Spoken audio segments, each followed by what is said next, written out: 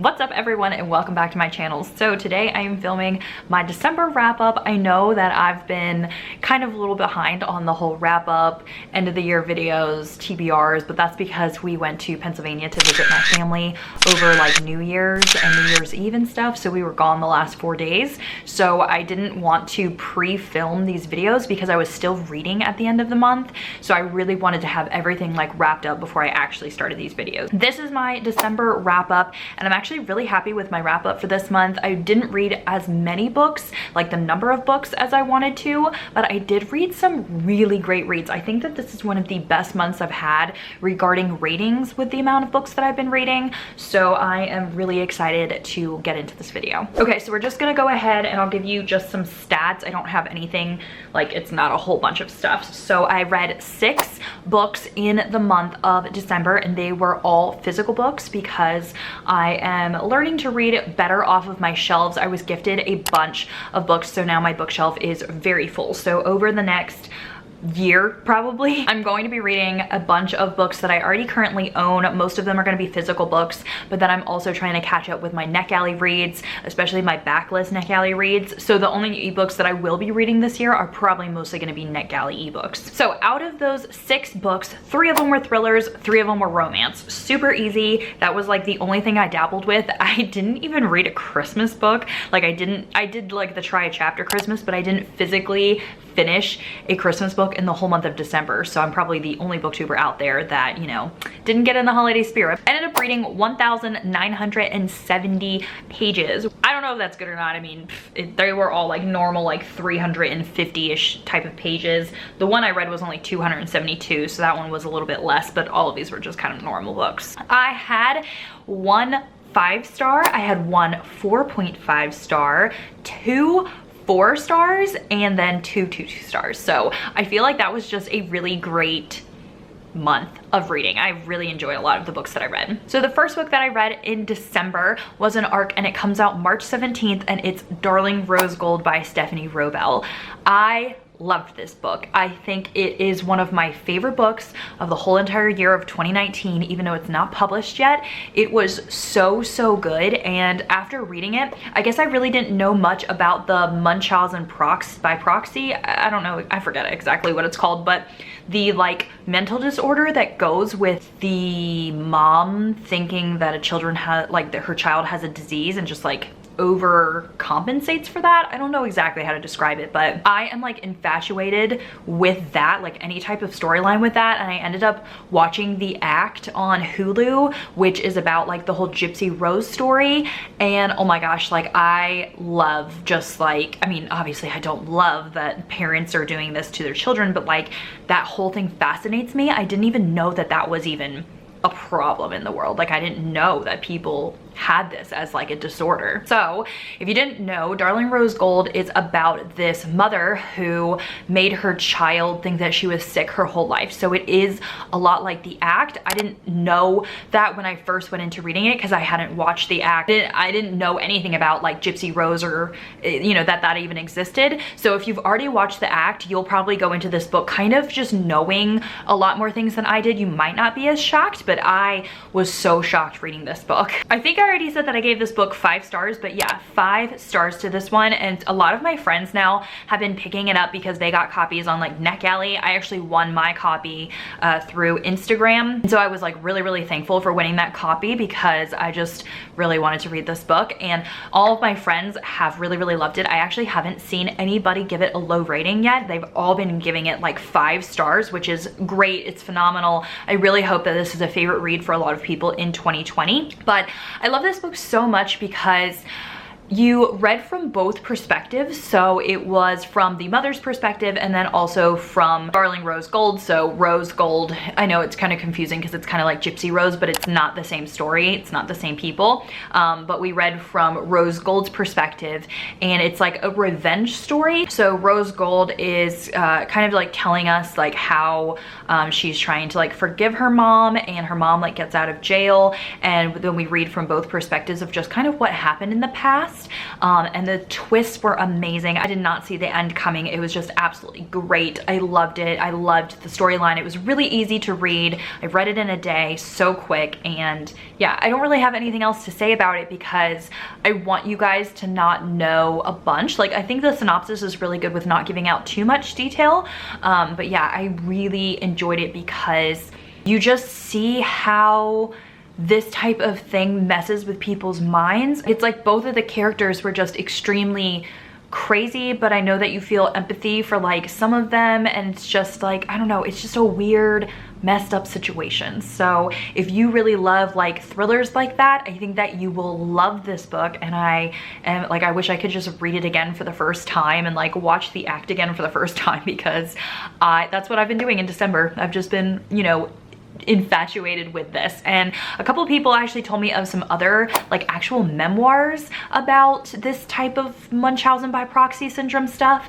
And so hopefully later on in the year, when I catch up on the books that I do have, those other like memoirs and stories about this type of problem are at my library. So I'm really hoping to pick up some in the future. Okay, the next book that I read was Regretting You by Colleen Hoover, and I ended up giving this book 4.5 stars. I was very surprised of how much I actually liked this book, but I mean, I shouldn't have been surprised because Colleen Hoover is like my all-time favorite author. I just love her. I love her writing style. I love how emotional her reads are, but I was really worried because of it being kind of marketed as a YA book, and I do not read YA or really enjoy YA. It's like very small instances I feel like I enjoy a YA book. I feel like this actually shouldn't be marketed as a YA book. Like, I feel like it was so much more than that. I actually do feel like it was more new adult or adult. So if you are worried about reading it because of it being YA, like, don't, just go into it. It's amazing.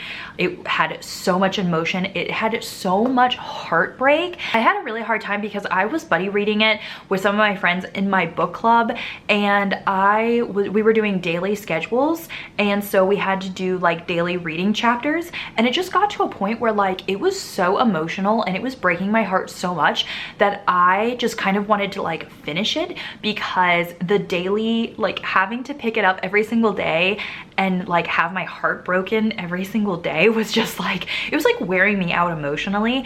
I mean, and I love that, like, don't get me wrong, I absolutely love that, but I feel like maybe it was just so strong it would have been better if I read it in like a day or two instead of over a span of like, I think I read it over like 8 days maybe, or something like that. But I ended up really liking this. So it is a mother-daughter relationship, but it's much more than that. I thought that, again, I wasn't going to like this book because I'm not someone that loves to read about mother-daughter relationships. You know, I'm just not that type of person.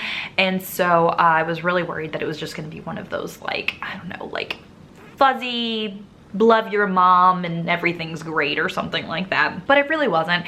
It did have 2 different romances in it. So you do have the romance perspective of the young daughter who's like 17, and you have the adult perspective of the mom, which was absolutely mind-blowing. I loved reading from the perspective of Morgan, who is the grown adult mother. Loved reading about her perspective. I felt like I could really relate to her and her personality, and so that was like my favorite chapters of the book.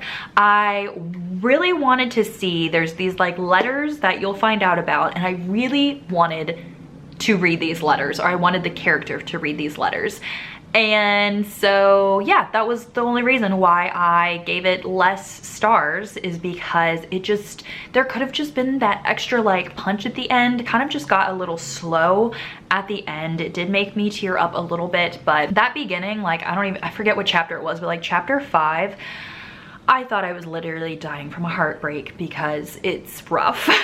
Okay, the third book that I read in December was Before I Go to Sleep by S.J. Watson, and this is a thriller book. I ended up rating 4 stars, and it is an amnesia thriller.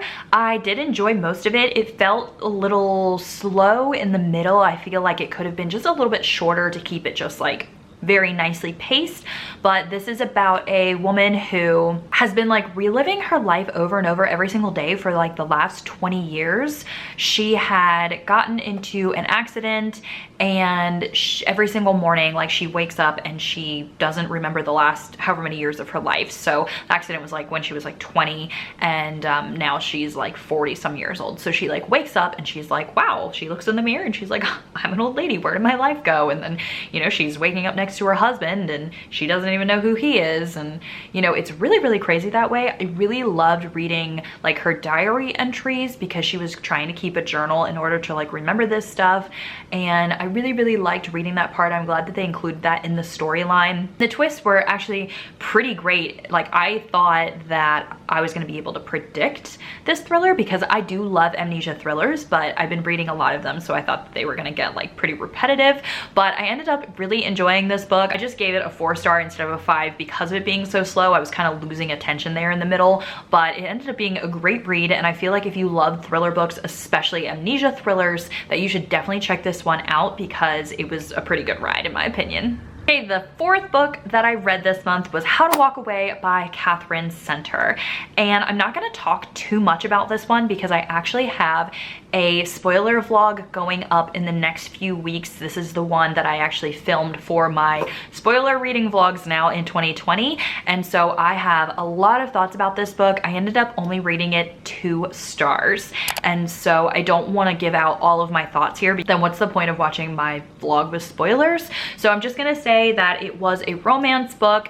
It was a 2-star rating for me. I really enjoyed the first half of it. It was the second half that really went downhill for me, and that's all I'm really gonna say about it, just because, yeah, I kind of have to like tell you about it in my spoiler vlog. So if you haven't had a chance to read it and you want to watch that vlog, you should probably read it over the next couple weeks because my vlog will be going up probably the middle of January, maybe. I think I'm gonna have those spoiler vlogs go up in the middle of the month. That way I can kind of read at the beginning of the month, and then, yeah, you know what I mean. But anyway, so yeah, you should probably go read that if you want to watch the vlog, or if you saw that I rated it 2 stars and you think that you're not gonna like it, then you can just watch the vlog when it comes up. Okay, the next book that I read, the 5th book, was In 5 Years by Rebecca Searle. This was an ARC copy. It doesn't come out until March 3rd, and it was actually a pretty short book. It was only like 272 pages. My book was 250, but I think it said on Goodreads the hardcover is 272. But I rated this book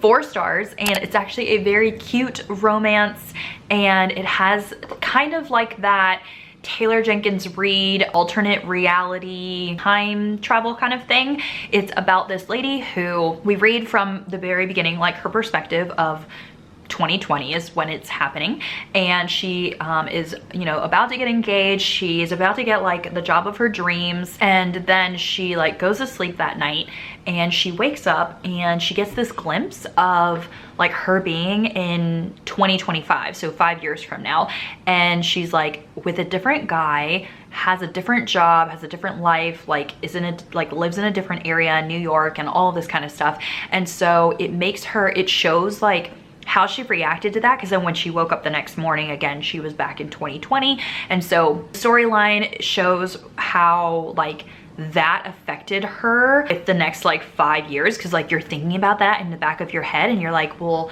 should I get married to like the guy that I'm getting married to now? Because, you know, what I saw in 5 years from now isn't what I thought. And so like, you know, it really, really messes with your mind. And so you kind of read from that perspective. I wasn't a huge fan of the little like romance thing that happened at the ending, which is why I dropped it down a rating, but it was like the perfect book that I needed. I read this right before New Year's, and I just felt like it was, I don't know, it was just like Sex and the City-ish to me. It really reminded me of that storyline. I mean, not exactly to a T, but like it had that feeling, that mood and vibe in it, and I really, really liked that. So I think that a lot of people, I'm not sure actually, I feel like a lot of people will initially like this, but I do think that a lot of people will have a problem with the ending, just because it kind of came out of nowhere and it didn't actually need to be in there. I don't know. It's hard to explain because I don't want to give any spoilers, but yeah, I honestly really don't know. Like, I think it might be the middle of the road for some people, but I thought it was cute. I gave it 4 stars, and if you like those types of like romantic books. It's an easy read and you should definitely pick it up when it comes out. The 6th and last book that I read in December was Her Pretty Face by Robin Harding. I was not a fan of this book. It is a thriller book and like a domestic thriller book, and I only gave it 2 stars. It ended up just being like really predictable. There wasn't anything cool or new or original brought to the thriller table. I don't know if it's just because I read a lot of thrillers, but I just thought it was a big waste of time and I would not recommend it to anybody. Even people that like don't read thrillers and want like a beginner's thriller, I feel like I could point them to a lot better recommendations or just a story that would be better for a beginning thriller reader. And so I don't know, it just was not for me. It was about these 2 ladies. One lady is like has everything, the other lady feels like she's like, you know, dumpy and stupid and like, you know, that typical story. And then, you know, one of the ladies out of the 2 is a murderer, and there's the whole like, I don't know, like I can't obviously give out the trope, but there's a thriller trope that gets used all the time. I saw coming from a mile away, and it was really boring. Like I had to read it in one day because I was going to be doing the live show discussion, and then I ended up not doing that. My last book of December, I read for no reason and did not like it. So that's where we are with the December wrap up, and that's it. That's all I have to say about that book, because I can't give out any more thoughts because they're all filled with spoilers, and I just don't even feel like I need to. Like, it's not a good book. If you read thrillers, I highly do not recommend reading that book, so just don't. That is it for my December wrap up. Yeah, now I actually have to go film a bunch of other videos, so you will be seeing, well, you might already see my January TBR. I don't know how I'm editing all these videos, but you're gonna see my January TBR, my worst books of 2019, my most surprising, my best books, my most disappointed, my end of the year survey, my end of the year reading stats. Like, all of these videos I'm probably just gonna have to get up in the first 2 weeks of January, because there's no way I can just film and edit all of these for like, you know, the next 2 days. But I hope that you are excited for all of those. That is all for this video, so I will see you very soon in some more videos. Bye everyone.